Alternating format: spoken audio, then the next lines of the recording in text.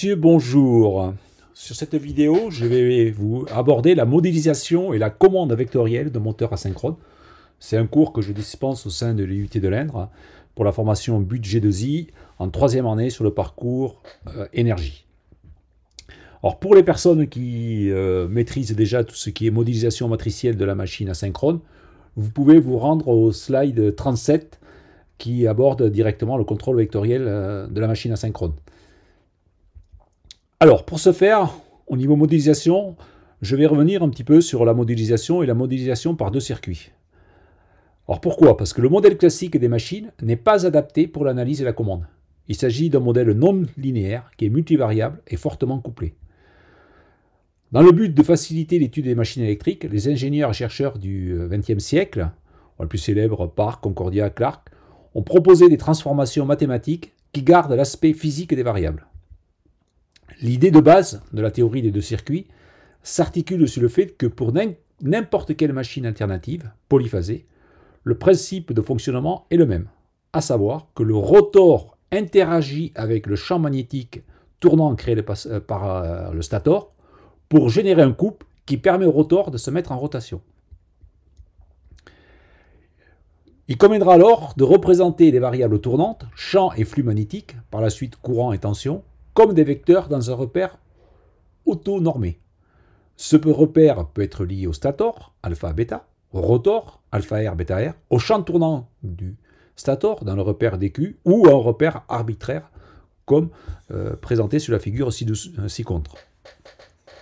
Donc on voit ici le repère alpha-bêta du stator, le repère alpha-bêta du rotor, et l'angle entre les deux, et ensuite ici l'axe dQ du champ tournant. Mathématiquement, le passage du repère polyphasé fixe à un repère diphasé fixe se fait par projection de la résultante de la variable désirée, flux ou courant, sur un système à deux axes. Ensuite, le passage d'un repère diphasé à un autre, ça va se faire par une rotation. Or, la théorie des deux circuits présente plusieurs avantages du point de vue de la commande et de l'analyse des machines. Quelle que soit la machine alternative, le modèle d'état du stator se réduit à deux équations. C'est-à-dire qu'on passe d'un système de trois équations à deux équations. Et le modèle du rotor se réduit au plus à deux équations d'état selon le type de rotor. On peut avoir deux équations pour une machine asynchrone, une seule si c'est la machine synchrone à rotor bobiné, ou aucune équation d'état si on est sur une machine synchrone à réluctance variable. Autre point important, c'est que les dynamiques des deux circuits en quadrature sont découplées, à savoir que le flux généré par la bobine d'un axe est indépendant du courant traversant la bobine de l'autre axe. Dans le repère du champ tournant, le modèle d'une machine alternative se rapproche de celui d'une machine à courant continu, ce qui permettra d'appliquer des techniques de commande plus performantes, telles que la commande vectorielle ou commande à flux orienté. Dans ce cours, on verra le passage d'un système triphasé ABC à un système diphasé fixe alpha-bêta, puis un passage à un repère tournant DQ. Revenons maintenant sur la transformation triphasé-diphasé dans le repère alpha-bêta. On sait que lorsqu'on a un système triphasé équilibré, la somme des trois grandeurs est nulle. Cette somme est classiquement appelée composante homopolaire.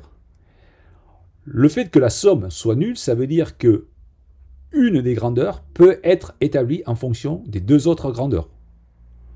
D'un point de vue mesure sur les courants, ça veut dire qu'on peut avoir que deux capteurs au lieu de trois, mais ce qui est très important à ce niveau-là, c'est de voir que d'un point de vue mathématique, ce système n'est pas indépendant. Donc ce qui n'est pas indépendant, c'est que je peux par exemple XA être établi en fonction de XB et de XC. Donc, on peut effectuer une transformation triphasée-diphasée sans perte d'information. Très important. Donc, cette transformation, quand on va passer du triphasé au diphasé, permet d'avoir aucune perte d'information. Et elle est connue, cette transformation, sous le nom de transformation de Clark.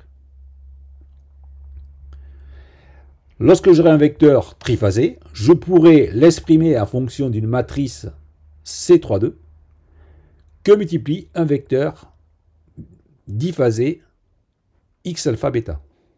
Et si on prend en compte la composante homopolaire, le vecteur tri sera constitué de deux termes. Un terme qui dépendra du vecteur x alpha bêta et un terme qui dépendra de la composante homopolaire xc0. Avec les matrices C32 et C31 qui constituent la matrice C3 de Clark. Alors, il est à noter que la composante homopolaire ne participe pas à la conversion électromécanique, c'est-à-dire que cette composante ne participe pas à la création du couple. Or, on sait que sur un système triphasé équilibré, chaque grandeur est déphasée de 2π sur 3. On va faire un petit rappel de trigonométrie. Cos A moins B, c'est cos A, cos B, plus sinus A, sinus B. Et donc, l'idée de cette transformée, c'est lorsque j'aurai donc un vecteur tri, je pourrais l'exprimer en fonction, ici, d'une matrice qui est la matrice de Clark. Alors, comment va-t-on procéder? Donc, rappelons l'équation, le cercle trigonométrique. Et nous avons ici donc le vecteur tri, système triphasé, déphasé de 2π sur 3, et je veux établir une matrice. Donc, si je prends la première ici, vous voyez, je vais faire cos θ fois 1, ça fera cos θ fois x max, 0 fois sinus θ, 0. Deuxième terme, cos θ, cos 2π sur 3, plus sinus θ, sinus 2π sur 3, cos θ, cos 2π sur 3, cos 2π sur 3, c'est moins 1,5. Cos, nous avons vu les termes en cos, maintenant si on regarde les termes en sinus, sinus de 2π sur 3, racine 3 sur 2. Je passe sur ce terme, j'ai cos θ, cos 2π sur 3, moins sinus θ, moins sinus b. Donc cos θ, cos 2π sur 3, moins sinus θ, moins avec le sinus de π sur 3. Comme il y a un moins, le sinus θ de racine 3 sur 2, là, enfin le sinus pardon, de 2π sur 3, va faire donc racine 3 avec le moins, moins racine 3 sur 2. Donc ici, j'obtiens donc une matrice constituée de 3 lignes et de 2 colonnes, et cette matrice s'appelle la matrice de Clark. Alors, il est intéressant de rappeler quelques propriétés de la matrice de Clark. Donc déjà, la transposée de C32 que multiplie C32 est égale à 3,5 que multiplie la matrice unité. Si je prends la transposée de C32 et que je la multiplie par la matrice C31, j'obtiens le vecteur colonne nul. Si je prends la transposée de C31 et que je la multiplie par la matrice C32, j'obtiens le vecteur ligne nul. Et enfin, la transposée de C31 que multiplie C31 est égale à 3. La transformation de Clark, elle est très utilisée sur les stratégies de commande au niveau de l'onduleur qui alimente la machine. Donc si on revient maintenant sur l'équation qu'on avait abordée au slide 5, on va obtenir la transformation triphasée-diphasée. Donc ici, vous voyez, je multiplie toute mon expression par la transposée de C32, et je m'aperçois ici que j'ai le produit de C32 transposé fois C32, et on a établi précédemment que ce produit ici était égal à 3,5. Le produit de C32 transposé par C31 donne 0. Par conséquent, j'ai donc que ici, 3,5 de x alpha bêta égale C transposé de 3,2 que multiplie le vecteur tri. Et par conséquent, par définition, je peux dire que x alpha bêta est égal à 2 tiers que multiplie la transposée de la matrice C32 que multiplie le vecteur unitaire. Alors pourquoi une autre transformée? Et pourquoi d'autres transformées? Alors déjà, pourquoi la transformée de Concordia? Le problème de la transformée de Clark, c'est qu'elle n'est pas autonormée, mais elle est juste orthogonale, ce qui ne permet pas de conserver la puissance instantanée. Alors, je rappelle la matrice de Clark, qui est constituée de la matrice C31 et C32. Je prends cette colonne, je regarde sa norme, et je vois qu'ici, j'ai 1 plus, donc moins 1,5 au carré, donc 1 quart, plus moins 1,5 au carré, 1 quart, ça fait donc 1,5 plus 1, ça fait 3,5, racine de 3,5, ça fait un nombre qui est différent de 1. Par conséquent, la matrice n'est pas autonormée. L'idée de Concordia, c'est de rendre cette matrice autonormée. Donc il va prendre la matrice de Clark, et si je regarde sur cette colonne, il suffirait que je multiplie par racine de 2 tiers pour qu'elle soit autonormée. Donc c'est ce qu'a fait Concordia. Donc ici je prends la deuxième colonne, je cherche donc ma norme, on l'avait établi tout à l'heure, hein, c'était 3,5. Comme je multiplie par 2 tiers, c'est égal à 1. Ici je fais le calcul pour la première et la troisième colonne, je vais retrouver le même résultat, la valeur de 1. Par conséquent, donc, la matrice de Concordia a permis de rendre la matrice de Clark de Clark autonormée en multipliant par racine de 2 tiers.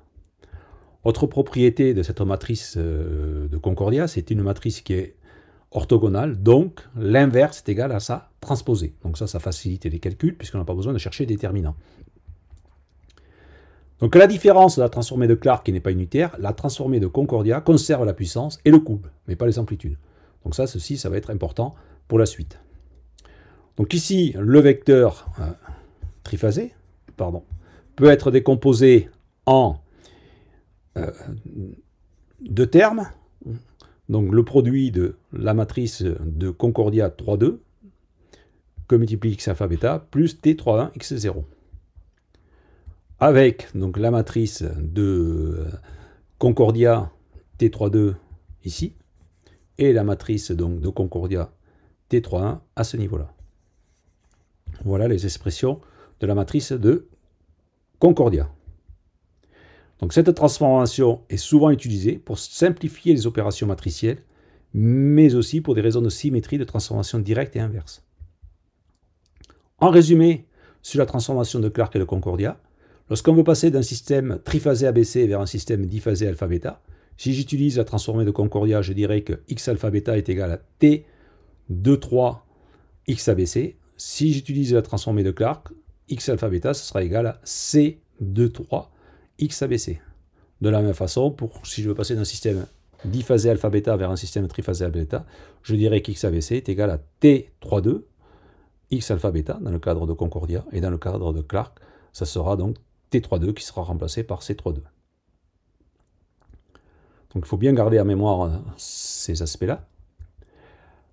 Alors, maintenant abordons la transformée de Park. La transformée de Park est constituée d'une transformation triphasée-diphasée suivie d'une rotation. Elle permettra de passer d'un repère ABC vers un repère alpha-bêta, puis vers le repère DQ.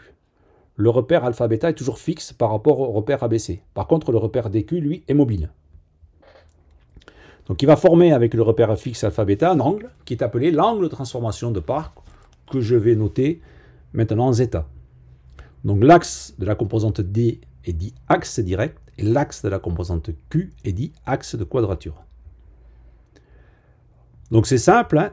Je fais dans un premier temps une transformation triphasée-diphasée, donc je passe d'un système A, B, C à un système alpha-bêta, puis ensuite, qu'est-ce que je vais faire? Je vais faire une transformation diphasée suivie d'une rotation d'un angle zeta. Voilà le principe de la transformée de Park. Résumé. Donc la matrice de Park d'angle zeta est une matrice de rotation qui permet un passage d'un repère alpha-bêta vers un repère DQ. Et donc l'angle zeta est l'angle de rotation. Il peut être pris de façon arbitraire. Par conséquent, par définition, je pourrais écrire que x alpha bêta est égal à la matrice de rotation d'angle zeta que multiplie le vecteur x dq. Et si je fais une petite projection, j'obtiens ici ma matrice de Park, constituée donc matrice de 2. Petite remarque, certains auteurs, vous regarderez dans la bibliographie, concanent une matrice de Concordia et de Park pour avoir une matrice 3,3 et qui portera la rotation. Je préfère rester sur cette notation-là. Donc cette matrice présente beaucoup de propriétés qui permettent de simplifier des calculs courants en électrotechnique. Ça, c'est très important. Alors voici une animation issue du site de MathsWorks. Donc ici, vous avez un système donc, de coordonnées triphasées. Vous voyez que c'est un système alternatif. Je passe à un système de coordonnées biphasées alpha-bêta. Je suis toujours alternatif. Et là, maintenant, je passe à un système de coordonnées DQ. Et vous voyez que lorsque je suis dans le repère DQ, mes grandeurs sont continues. Et ça, en termes de commande, ça permettra d'utiliser des régulateurs de type PID. Donc c'est une des raisons aussi de la transformée de Park. Alors quelles sont les propriétés de la transformée de Park? Bon, il y a quelques valeurs particulières. La matrice d'angle de rotation nul est égale à la matrice d'identité. La matrice de rotation pi sur 2 est égale à la matrice J2, qui a pour particularité d'avoir son carré qui est égal à l'inverse de la matrice, qui est égal à moins la matrice d'identité. Ensuite, si vous faites une inversion, si vous multipliez donc la matrice d'angle zeta par la matrice d'identité, par la matrice de rotation d'angle zeta, vous retrouvez la matrice d'identité. Et donc on peut dire que l'inverse d'un angle zeta est une rotation d'angle moins zeta. Vous voyez? Après, on peut dériver. Donc lorsqu'on dérive, on voit qu'on a J2 fois la matrice J2 que multiplie la matrice de rotation d'angle zeta. Si on prend la valeur particulière de zeta, par exemple, égale oméga t, je m'aperçois que la dérivée de oméga t, ce sera égal à J2, la matrice J2, que multiplie, pardon, oméga, que multiplie la matrice après de rotation. Et là, on retrouve un formalisme qui est un formalisme des nombres complexes. Par exemple, si je dérive exponentielle de J oméga t, j'aurai J oméga t que multiplie exponentielle de J oméga t. Donc, toute grandeur qui plus sera J oméga t, quand je vais la dériver, ce sera J2. Donc, alors J2 au carré est égal à moins 1. Hein. Les mathématiciens, ils appellent ça I. Donc, ça revient, lorsque je dérive, à multiplier par J oméga. Donc, au niveau matrice, ça reviendra à remultiplier par la matrice J2 fois oméga. Au niveau de la puissance, alors ça c'est une propriété qui est intéressante, hein. Il y a conservation de la puissance, et on retrouvera ça sur le slide 38. Voyons à présent la modélisation matricielle du moteur asynchrone. Alors je rappelle que le moteur asynchrone est constitué de 3 enroulements au niveau du stator, de 3 enroulements au niveau du rotor. Pour l'instant je passe sous silence le type de rotor, c'est des rotors à cage ou à rotor bobiné. Je vois que qu'il y a un angle entre le stator et le rotor dû à la rotation. Donc maintenant, je vais faire une mise en équation. Je vais utiliser la loi d'Ohm généralisée, à savoir V égale RI plus dφ sur dt. Donc cette loi d'Ohm généralisée, je l'applique sous forme matricielle au stator et au rotor, avec RS et RR qui représentent les résistances par phase du stator et du rotor. Donc je vais retrouver mon vecteur de tension, V3S, A, B, C. Donc V3S, ça veut dire triphasé au stator, et le S au stator. Pareil pour les courants, le flux. Même chose au niveau du rotor, je changerai l'indice S par l'indice R. Si je veux regarder maintenant les équations au niveau des flux, je m'aperçois que le flux du stator, c'est le flux dû aux 3 enroulements du stator, plus le flux mutuel dû aux 3 enroulements du rotor. Même chose au niveau du stator. Je me retrouve donc avec des matrices d'inductance pour le stator, le rotor, et une matrice d'inductance mutuelle stator-rotor qu'on appellera MSR. On va définir 5 inductances, une inductance propre à une phase statorique, idem pour le rotor, une inductance mutuelle entre les enroulements du stator, donc MS, pareil pour le rotor, MR, et enfin l'inductance mutuelle entre des phases statoriques et rotoriques, avec ici la variable θ qui correspond à la rotation du rotor. Donc avec les formes de matrices suivantes, donc pour LSS, LLR, voilà, hop. Donc je peux en déduire aussi la matrice mutuelle. Donc ça c'est vrai quand je réfléchis aux équations au niveau stator, mais je peux avoir la même chose après au niveau du rotor. Alors ce qui est important, c'est que si on regarde la matrice de mutuelle inductance entre le stator et le rotor, je m'aperçois que chaque colonne de ma matrice est constituée d'un système triphasé équilibré.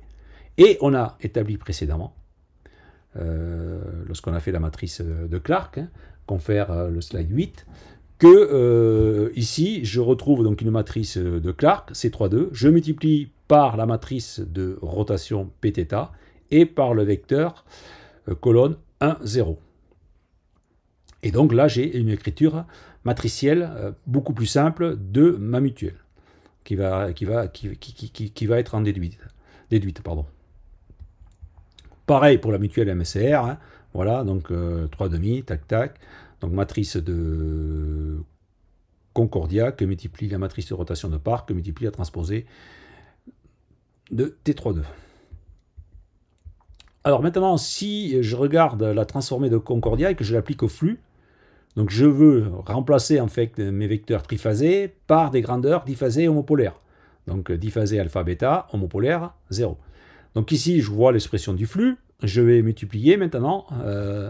Je m'aperçois que mon flux est composé de 2 termes. T3,2 que multiplie x alpha bêta dans le repère du stator, et T3.1, composante homopolaire du stator. Même chose au niveau du rotor. Hein. Donc ici, si je replace maintenant mes flux par les expressions que j'ai établies précédemment avec les inductances, je me retrouve avec cette expression.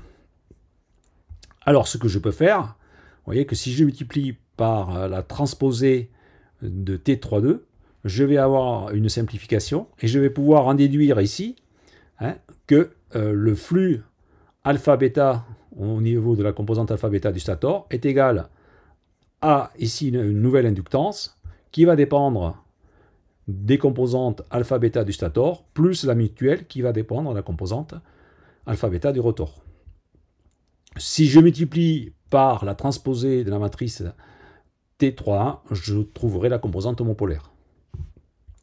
Ce que j'ai fait au stator, évidemment, je l'ai dit précédemment, on peut le faire au rotor. Et donc, on va introduire de nouvelles inductances, l'inductance cyclique.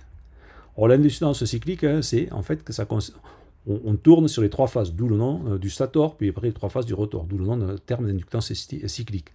Donc, composante homopolaire au niveau du stator, même chose rotor, et enfin, la mutuelle, l'inductance mutuelle entre le stator et le rotor, où on posera que M est égal à 3,5 de MSR.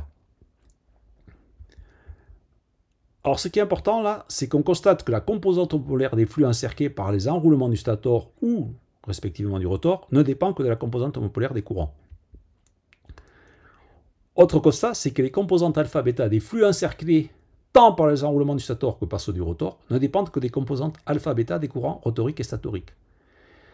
Alors, les deux composantes homopolaires ne contribuent pas à la conversion d'énergie et ne peuvent être qu'une source de perte par leurs composantes résistives. Donc on a tout intérêt qu'elles soient jamais alimentées. Ou qu'on ait un système d'alimentation, s'il n'y a pas de déséquilibre, de type étoile, où on aura la somme des courants qui sera égale à 0. Il est à noter que sur un rotor à cage, les enroulements donc, sont court-circuités, par conséquent la tension homopolaire est constamment nulle. Donc ça va encore simplifier mes équations. Alors je vais appliquer maintenant la transformée de Concordia aux tensions. Donc qu'est-ce que je fais? Je vais multiplier ici par la matrice de Concordia T de 3. Donc si je fais ceci, je repasse, comme faire mon résumé précédemment, je vais passer dans les coordonnées alpha-bêta du stator. Et j'arrive donc à l'expression ici, où je vois que j'ai bien maintenant plus que 2 équations au lieu de 3 équations. Voilà, ça c'est important. Hein. On a réduit le système de 3 équations à un système à 2 équations. Ce qu'on a établi pour le stator, on peut l'établir de la même façon pour le rotor. Il n'y a rien de particulier. On peut maintenant reprendre les équations de flux et des tensions indépendamment de la position du rotor en appliquant aux grandeurs statoriques et aux grandeurs rotoriques la transformation de Park. Donc, je rappelle que lorsque j'ai ici le vecteur x alpha bêta, il suffit que je multiplie par la matrice d'angle négatif, zeta, indice S ou R selon que je suis rotor ou stator, que multiplie le vecteur x alpha bêta, stator ou rotor. Et je fais un petit peu mes calculs. Donc si je remultiplie, je vous laisse faire les calculs, par cette matrice, respectivement pour chaque équation, j'obtiens ici l'expression des flux stator dans le repère dQ. Alors je vois que c'est beaucoup plus simple. J'obtiens ici aussi l'équation des flux dans le repère dQ pour le rotor. On verra que si on pose une condition ici, ce sera encore plus simple. Alors concernant les tensions, on fait un peu la même chose, d'accord? Et on se retrouve ici avec un système de 2 équations pour le stator et un système de 2 équations pour le rotor. Alors qu'est-ce qu'on va faire?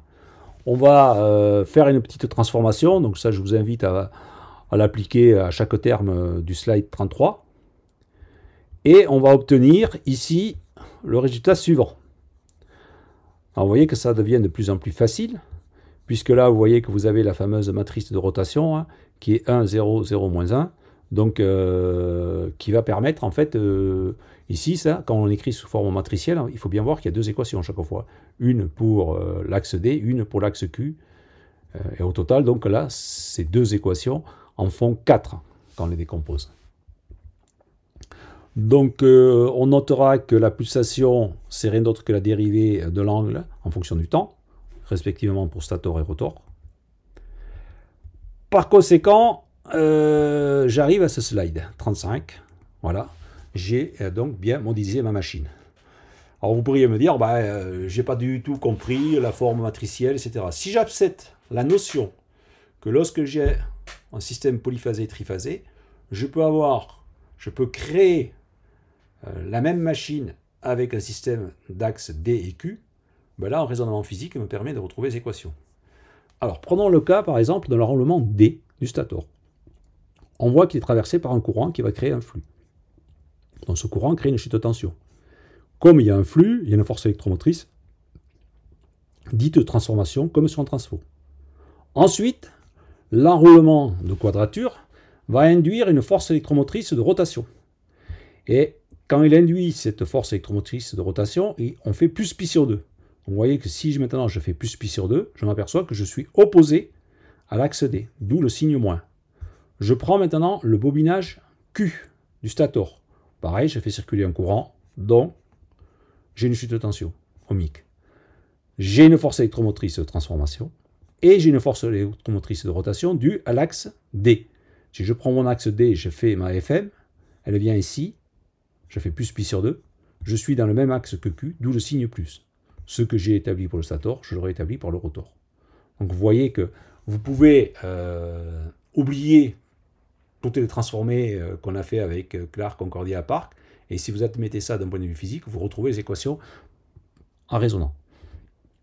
Donc le concept de contrôle vectoriel par orientation des flux nécessite que les axes soient solidaires du champ tournant, et le couple ait une grandeur influencée par la partie électromagnétique. J'y reviendrai dessus. Résumé de la transformation de Planck, j'ai une machine triphasée au stator, triphasée rotor. Je passe avec une machine biphasée stator-rotor. D'axe D et Q, vous voyez, j'ai le stator ici, sur l'axe D et l'axe Q. Donc mes 3 bobines du stator elles ont été remplacées par 2 bobines ici. Et mes 3 bobines du rotor ont été remplacées par 2 bobines, une sur l'axe D, une sur l'axe Q. Voilà le résumé de la transformation de Park. Commande vectorielle. Alors la commande vectorielle, c'est un concept qui est quand même très ancien, puisque la notion de commande vectorielle, première publication, c'est les années 70, je crois 1972, il y a eu un premier article de Siemens, et je crois qu'en 1969, il y avait déjà une université allemande qui avait communiqué sur ça. Alors on va un petit peu développer. Et pour ce faire, on a besoin d'établir l'expression du couple électromagnétique. Donc pour pouvoir établir l'équation du couplement électromagnétique, je vais m'appuyer sur une propriété que j'ai énoncée au slide 20, à savoir la puissance électrique qui est donnée par cette expression. Donc si maintenant je me mets dans un référentiel lié au champ tournant, on va faire slide 34, je vais déterminer l'énergie électrique fournie au stator en négligeant les pertes fer. Donc je m'aperçois que j'ai cette expression qui est constituée de 3 termes. Le premier terme représente l'effet Joule au stator. Le deuxième terme correspond à la variation d'énergie magnétique au stator, pas trop d'intérêt. Et enfin, le troisième terme correspond à l'énergie transférée du stator au rotor à travers l'entrefer. Donc cette énergie qui est une énergie magnétique et qui est transférée, c'est elle qui va porter le couple. Donc il suffit que je divise cette expression par oméga s dt et j'obtiens ma première expression du couple. Ceci, je l'ai fait en résonnant sur le champ tournant du stator. Si je fais la même chose en résonnant sur le rotor, j'obtiens une deuxième expression de couple. Si maintenant je remplace les flux statoriques et rotoriques par les inductances, on peut établir, comme faire dans la bibliographie, l'expression de couple, la troisième expression de couple. Or, cette troisième expression nous fait voir que le couple résulte de l'interaction des composantes statoriques et rotoriques. Ce qui me paraît être tout à fait cohérent. Alors, sans problème, c'est que les courants rotoriques ne sont pas des grandeurs accessibles, puisque vous n'avez pas accès aux enroulements du rotor, puisque la machine est alimentée par le stator. Donc les seules grandeurs que l'on peut imposer en alimentant la machine par le stator sont les courants IDS et IQS. Alors si je retravaille la dernière expression, je vais ici établir une quatrième expression où je vois que le couple dépend du flux rotor et des composantes du courant statorique. Et nous, ce qu'on souhaite, c'est, sur le contrôle vectoriel de flux, je ne vais peut-être pas suffisamment insister, c'est obtenir un couple qui soit similaire à la machine à courant continu. Donc si je regarde ici, qu'est-ce que je vais faire? Ah ben, je vais faire en sorte que je vais orienter le repère dQ pour annuler le flux de quadrature. Donc ça revient à dire qu'en fait, le flux rotorique sera porté sur l'axe direct D. D'accord? Donc comment on va procéder? Ben, c'est simple. Vous voyez qu'ici, je vais imposer que le flux rotorique soit aligné sur l'axe D dans le repère DQ. Donc ça veut dire que le flux rotorique d'axe Q est égal à 0. Je retrouve mes différentes notations ici, avec l'angle ZS, ZR, etc. Et j'ai mon couple qui va maintenant se simplifier, qui va s'écrire comme le produit de deux termes de grandeur, le flux rotorique et le courant statorique. Donc pour régler le flux rotorique, il suffira que je règle ce courant IDS du stator, et si je suis à flux constant, pour régler le couple, il suffira que je règle le courant IQS. Voilà le principe du contrôle vectoriel de flux. Donc là, vous avez quelques animations issues de la bibliographie, collègue finlandais. Il faut voir un petit peu comment ça évolue.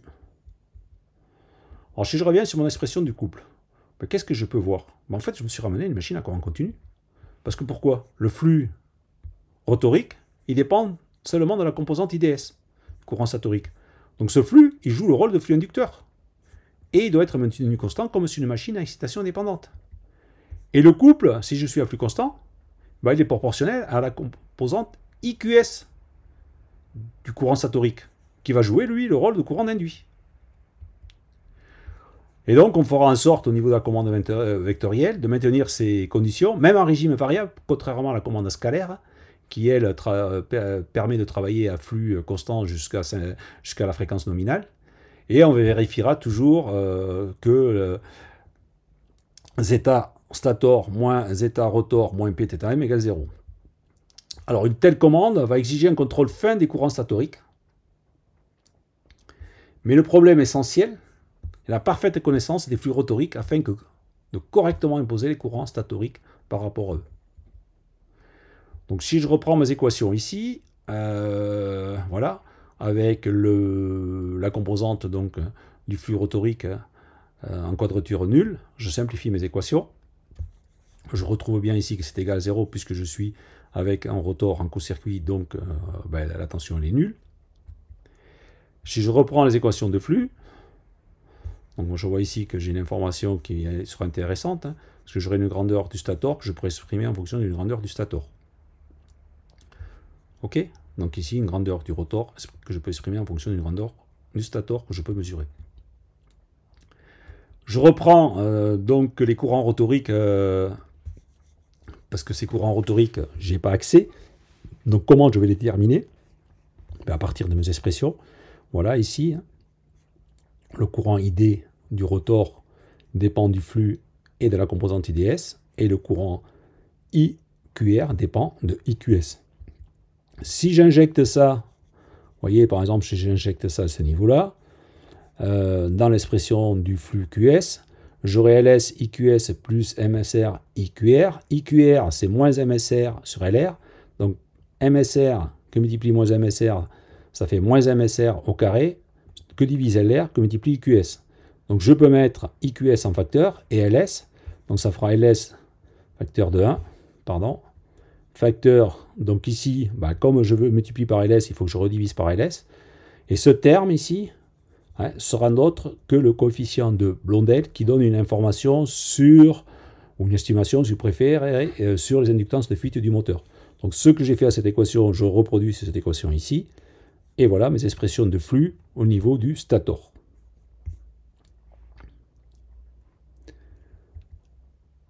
Alors, le flux du rotor peut être estimé à partir du courant IDS, courant statorique, qui est accessible à partir de la mesure des courants réels statoriques, sous réserve de la réalisation de la transformée de Park. Donc je reprends ici mon expression de flux, et j'en déduis mon courant, ok.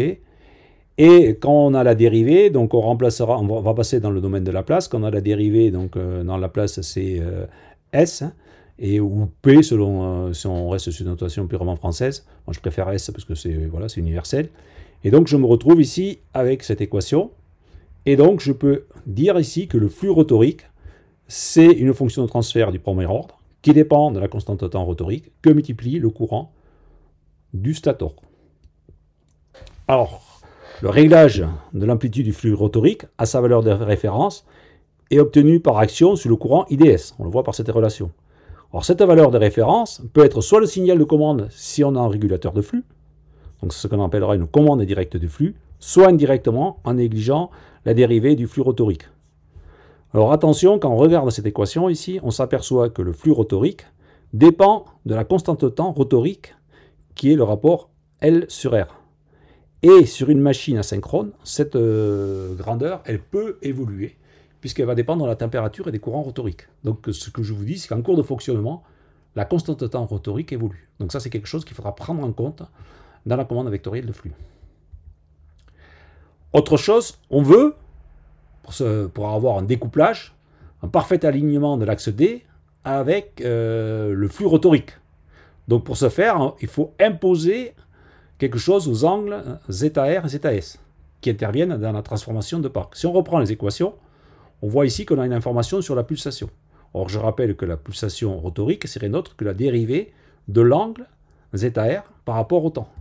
Donc, ici, je vais, dans un premier temps, remplacer le UQR auquel je n'ai pas accès par cette expression, déduite de cette équation, et j'ai ici la valeur de ma pulsation rotorique qui dépend de la mutuelle, stator-rotor, qui dépend de la constante de temps rotorique, du flux rotorique et du courant.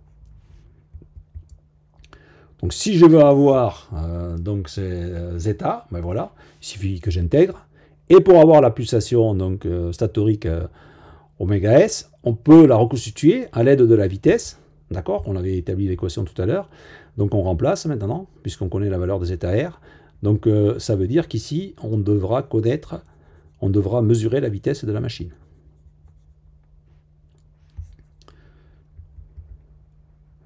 Donc si on fait un petit passage par les transformés de Laplace, ok, de l'équation, hein, voilà, on a les équations ici qui se simplifient. Hein. Ici j'ai la variable S qui correspond à j oméga, je rappelle. Alors là, je constate quelque chose, que l'examen de ces deux équations révèle l'existence de termes croisés et qui induisent une forte interaction entre les deux axes. Donc on verra comment y pallier. Donc ici, l'expression de mon flux, l'expression de mon couple. Donc je vais revenir sur cet aspect. Le couplage évoqué plus haut, ici à ce niveau-là, entre ces deux équations, voilà. Ce couplage constitue souvent l'une des difficultés de l'application de la commande vectorielle. Il peut être supprimé généralement par une méthode classique de découplage dite de compensation. Donc là, je vous ai donné un exemple ici d'une thèse. Vous voyez qu'ici, on vient faire notre découplage. Donc regardez ici, on est venu en fait compenser, si vous voulez, là, ces termes-là, pour plus avoir cette dépendance.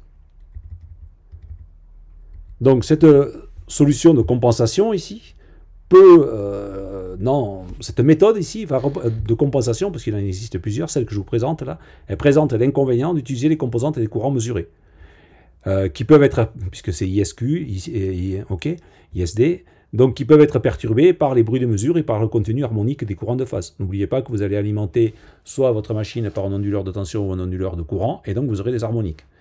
Donc on y préférera la méthode qui utilise des courants de référence pour le circuit de découplage.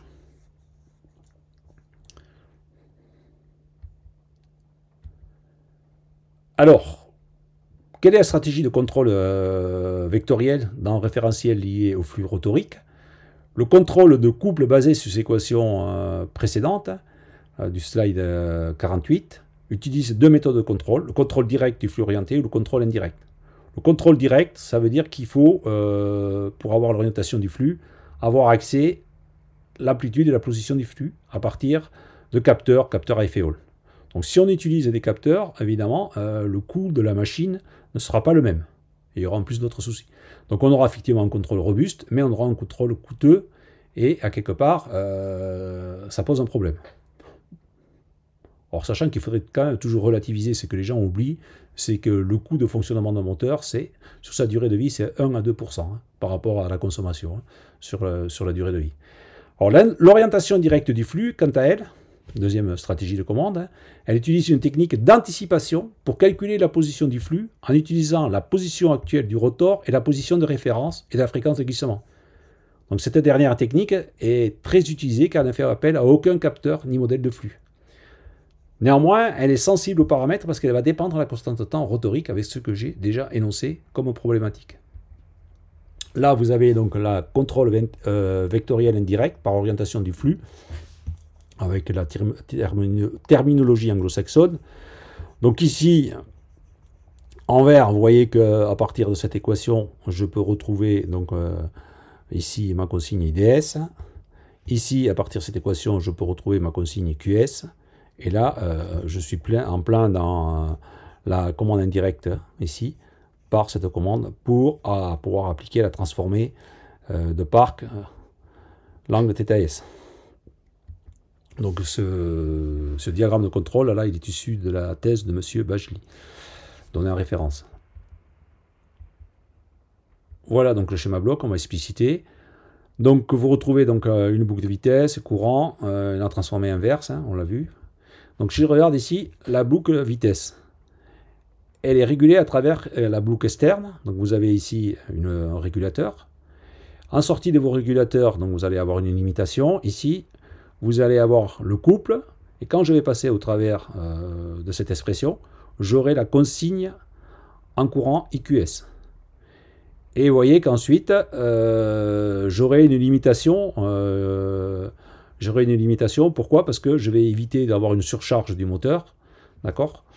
Et qui surcharge du moteur, et que je fasse attention aussi au calibre des transistors IBJT qui constituent l'onduleur de tension. Alors ici, je voyais que j'ai une deuxième limitation qui est due, elle, à la tension du bus continu, la moitié, à plus ou moins un demi de la tension du bus continu. En parallèle avec cette boucle externe, on retrouve une boucle de régulation IDS ici. Donc c'est le courant qui va donner donc, le courant de référence et qui, vous voyez, qui est déterminé à partir du flux qu'on veut imposer dans la machine. Alors regardez, j'ai un bloc de flux comme sur un contrôle scalaire, un contrôle AU sur F. Donc qu'est-ce qui se passe? Ça veut dire que j'ai jusqu'à la vitesse nominale, je dispose de mon flux, d'accord? Et ensuite je défluxe dès que je dépasse la vitesse nominale. Alors le fait de défluxer, c'est que vous perdez un couple. Ensuite, donc la sortie du régulateur IDS ici donne la tension de référence VDS, d'accord? Voilà. Et on va pouvoir après passer ici à la matrice de transformation. Vous voyez que ça nécessite cette connaissance à ce niveau-là de l'angle θs. Donc l'onduleur ensuite, il va avoir donc les différentes consignes en tension. Les courants sont mesurés à ce niveau-là. Donc vous voyez qu'il faut bien connaître le bon angle θs. Et vous apercevez que comme c'est un système triphasé équilibré, IA plus IB plus IC égale 0, donc IC égale moins IA plus IB, donc il suffit de mesurer que deux courants. La pulsation statorique est calculée à partir de la mesure de la vitesse ici, voilà, et du nombre de paires de pôles de la machine. Donc cet angle ensuite va permettre d'être utilisé dans les transformations directes et inverses. Alors sur cette méthode donc directe par orientation du flux, on voit qu'on a deux paramètres, M et θr. Il lie le flux rotorique et le courant IDS qui le contrôle, d'accord? Mais ils apparaissent surtout dans la formule qui permet de calculer θs. Donc cette méthode de contrôle est très sensible aux variations des paramètres du moteur. Il faudra voir comment on peut pallier à ça. Donc ça, je vous invite à regarder la bibliographie. Et il y a eu plein de choses de faites. Je vous rappelle que la première publication, ça date des années 70. Donc vous pouvez vous douter que d'ici là, depuis, on a pas mal amélioré les techniques. Autre contrôle, boucle de contrôle, pour le contrôle vectoriel indirect par orientation du flux. Donc voilà, toujours ici avec ceci qui permet de dire qu'on est en contrôle vectoriel indirect. C'est ici donc de M. Petz, hein, voilà, de l'Université d'Australie. Si on fait un bilan, inconvénient, on doit avoir accès à la vitesse. La boucle converge lentement avec la constante de temps rotorique. Ça peut être un problème si la référence de flux varie. Je peux avoir des modèles inexacts, puisque la résistance et l'inductance, là, ça va provoquer, vont évoluer, ça va provoquer des orientations de flux. Donc ça va dégrader les performances de contrôle. L'avantage, c'est simple et c'est à peu près robuste. Si je passe à la commande directe par orientation du flux rotorique, donc cette forme de contrôle, elle utilise des boucles de rétroaction assez classiques en termes d'ingénierie. Donc la position du flux du rotor est déterminée par un modèle de flux. Voilà, hein. Ici, on a un modèle de flux à ce niveau-là. Et les contrôleurs de couple et de flux sont normalement des régulateurs PI classiques. Et le modèle du flux est généré à partir des équations qu'on a établies précédemment. Résumé sur le contrôle vectoriel de flux, avec orientation des flux rotoriques, parce qu'il y a d'autres stratégies, c'est une contrôle, il y a un contrôle découplé du flux et du couple, comme on a une machine à courant continu. L'axe D du système de coordonnées DQ est fixe, est fixé au vecteur de flux phi r, ou à son estimation. Donc ça c'est important. L'axe D du système DQ est fixé au flux rotor. Donc ça veut dire que le flux rotorique ne dépend que du flux rotorique de l'axe D. L'amplitude du flux est contrôlée donc à ce moment-là à l'aide de la composante IDS du courant statorique. Comme mon flux est constant, le couple est contrôlé à l'aide de la composante IQS du courant statorique. Après, on peut avoir des structures similaires qui peuvent être utilisées dans la méthode sans capteur, mais avec des observateurs. Alors, en termes de bibliographie, donc on retrouvera la thèse de M. Bagi que j'ai évoquée. Moi, ce que j'aime bien aussi, c'est M. Châtelain, des presses de l'École polytechnique fédérale de Lausanne. Donc c'est un ouvrage qui est assez ancien, mais qui est assez clair. Il y a l'ouvrage de mes collègues aussi de Belgique, électromécanique, chez Duno. Alors vous voyez que la première publication chez Siemens, c'est 1972. Ensuite, sur cette partie, donc il y a des ouvrages intéressants, mais je ne peux pas passer sous le silence la référence 12, puisque c'est Madame David qui a été mon enseignante au sein de l'ENSEIT à Toulouse. Je vous remercie pour votre attention. À très bientôt. Au revoir.